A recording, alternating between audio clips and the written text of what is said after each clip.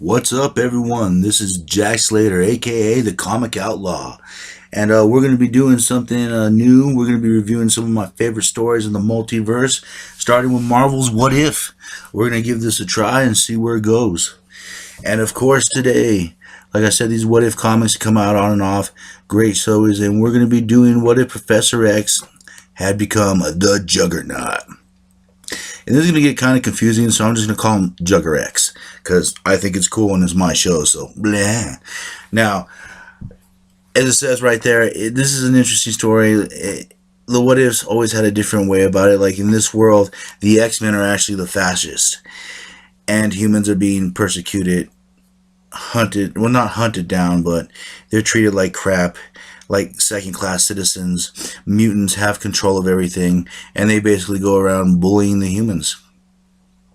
So it's a total 180 from the world that's kind of going on now in the mainstream Marvel universe. And yes, a lot of these X-Men are sort of bad guys, and it's all due to one small event where Professor X had become the unstoppable Juggernaut. Now, a little background for you. The real Juggernaut, Kane Marco, is actually Professor X's stepbrother. One of my favorite villains in the X-Men series. A complicated character, kind of a gray hat. And Xavier is sort of a jerk. When he was younger, he was using his mental powers to cheat. So it's kind of interesting that he becomes a villain. And this is interesting too, because in this sense, Scott Summers gets everything that he wants. In like the typical X-Men story, he's actually stepped down at several points to try to have a life with Jean, and he does have a life with her. They have kids. That's supposed to be like a Rachel, I think, and the two twins are supposed to be like parodies of Cable and Strife. And yes, this is what I was talking about before. The stepbrother always knew or kind of sensed that Xavier had his mental powers and was always cheating, and it was actually him that reached out for the Ruby of Sidorak. But in this one, it's Xavier that actually reaches out for it, and it turns him into the Juggernaut. Why Kane runs away and of course saves his own life and leaves his brother behind to his own fate.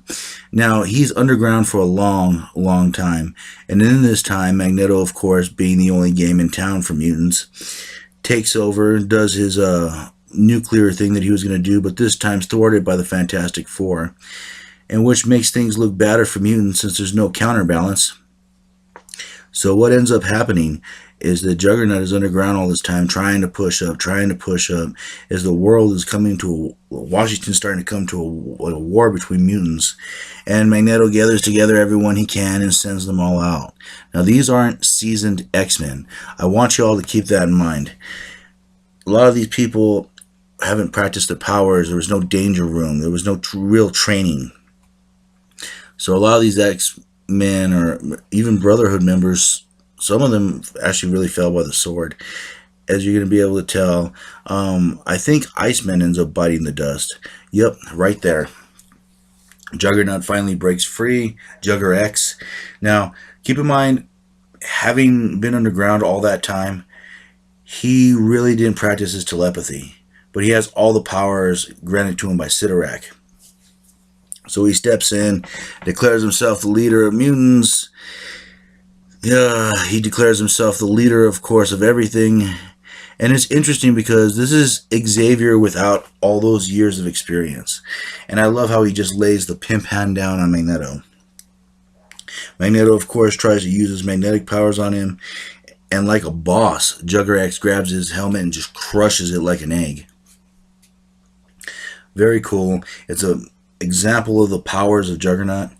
Like I said, Juggernaut is an unstoppable force, and combined with the mind of Professor Xavier, made him twice as deadly, and he also has some mental powers.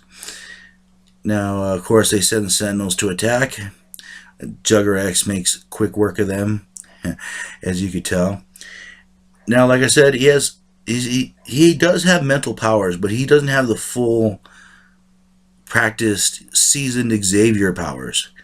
Like, he knows how to use his powers, he knows how to do certain tricks, but he doesn't have the skill that Xavier did for being buried all that time. But he does have enough juice in the tank. after an encounter with the Fantastic Four, to start tapping into the minds of the greatest scientists in the world. And he develops basically these cures for like the Fantastic Four, which is kind of sad because the moment that Ben Grimm becomes human is kind of one of the saddest days of his life because he has to surrender the world to this tyrant. Other superheroes are like either put back on ice like Captain America, given the cure, threatened into it, forced to end exile. Of course, Doctor Doom gets crushed because, there ain't no negotiating with Doom. You just either have to stop Doom and put a plug in that right away. So Juggernaut, either by hook or by crook, ends up securing the world for his own and his own kind. Now, the United States, just dumbasses, decide that they're going to nuke things. This ultimately backfires as Xavier's still tapping into the minds of all these brilliant people, develops a machine to help take away the radiation. And the interesting thing is this actually increases the mutant population due to all the radiation. So Xavier's regime just grows and grows. And there's more, like I said, of mutants messing with humans. They go out, harass them, kill them, rob them, basically do whatever they want because humans are just second-class citizens. And it just shows that even something with the best intentions could be just as evil as the organization they set out to stop. That it could become just as corrupt. And of course, this starts a divide in the X-Men as Scott starts to see that Juggernaut's path may not be the best path, and that they're really mistreating these people, and he remembers what's that like. But a lot of these X-Men, you could say, have a grudge. They lost Bobby, for example, and that's one thing they do bring up here. That they've lost people, it was sort of a war. But then he gathers together all the members of the X-Men, and it's interesting to see them in different costumes and the different kinds of X-Men that are here.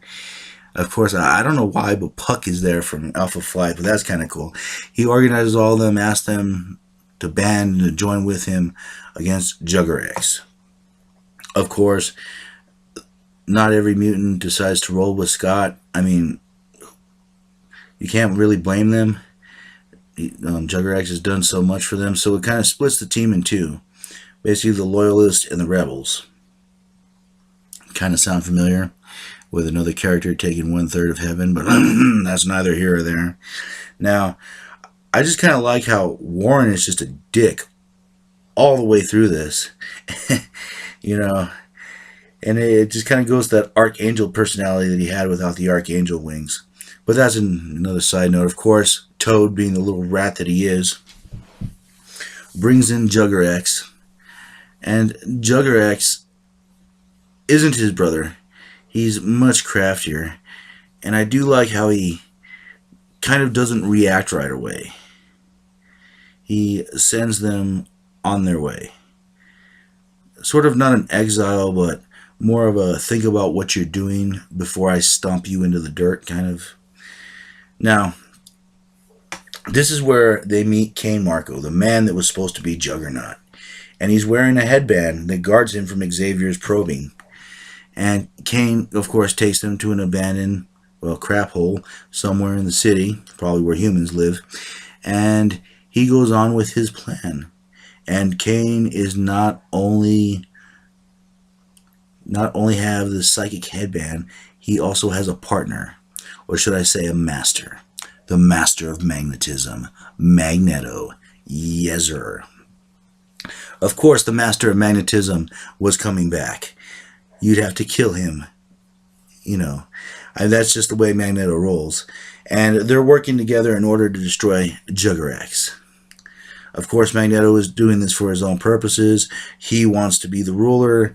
I mean, let's not turn a sinner into a saint. Of course, he makes the deal with Scott, seeing that they're going to lure good old Juggernaut away. And I find this interesting that it would be Magneto and Kane Marco that would end up working together.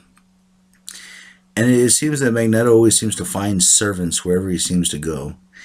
Because I don't think they're partners for 1 minute. Kane is firmly in the pocket of Magneto. So he passes out the headbands. Scott's team of X-Men attack. And it's interesting, Scott Summers, Jean, Colossus, Quicksilver, and Scarlet Witch. So even in this universe, Magneto's children turns against him. Wow. That is just not cool, man. Not cool. But anyway, they like that Cthulhu. And they enter in, they start blasting everyone, of course, trying to get to Juggernaut. And Quicksilver gets to do his thing.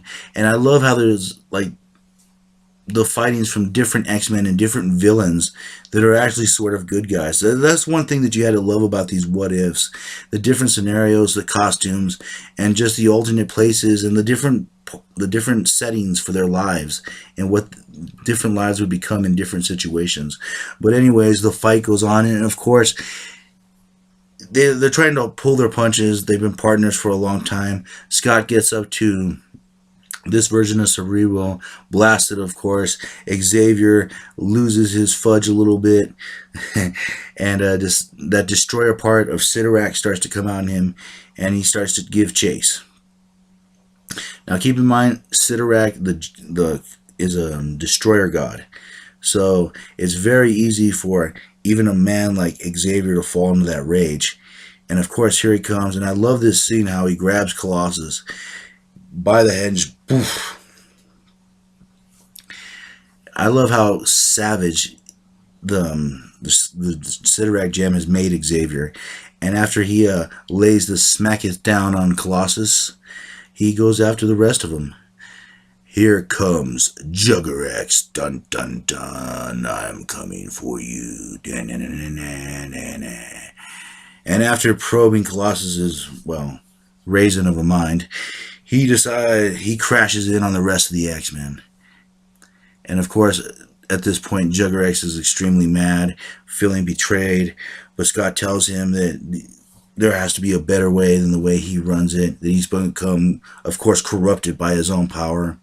And Xavier has become the very thing that he's hated. He's become another Magneto, another tyrant. And just when he's about to bring the smack down on Scott, there's a loud explosion. And keep in mind, not many things will destroy Juggernaut. Juggernaut's invulnerable. Juggernaut's the unstoppable. Once he gets moving, he can keep moving. He builds momentum. That's one of the gifts of the Sidorak gem. So it's very hard to destroy or actually get rid of a character like this, so you have to outsmart him. So they end up sending him into the void of space, where Juggernaut drifts off. And as you watch him fall into the deep void of space, with the gem, of course, keeping him alive, which is sort of a real messed up way to go, just floating around endlessly until you hit a meteor or something. Of course, Scott tries to carry on the good guy kind of approach, saying that everything's going to be changing, and that Magneto's going to try to do what he's going to do, try to take over the world, but this new team of X-Men will be waiting for them, waiting to carry on the fight, because a dream worth having is a dream worth fighting for. But this is the Comic Outlaw, and as always, I'll catch you on the flip side. See you later. Yeah.